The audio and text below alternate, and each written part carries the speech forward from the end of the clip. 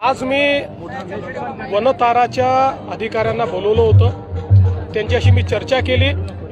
त्या चर्चेमध्ये त्यांनी हे सांगितलं की आम्हाला त्या हत्तीवर हक्क सांगायची कुठली इच्छा नाही, आम्हाला कोर्टाने आदेश दिल्यामुळे आम्ही हे सगळं केलंय।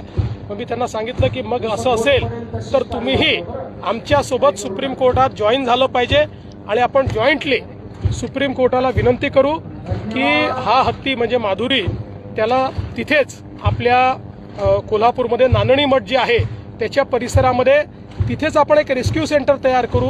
हाय पॉवर कमिटीने ज्या प्रकारचे निर्देश दिले आहेत त्या निर्देशानुरूप सर्व प्रकारच्या सोयी तिथेच करू आणि तिथेच तो हत्ती आपण आणू अशी आम्ही मागणी करतो आणि तुम्ही त्याला समर्थन द्या।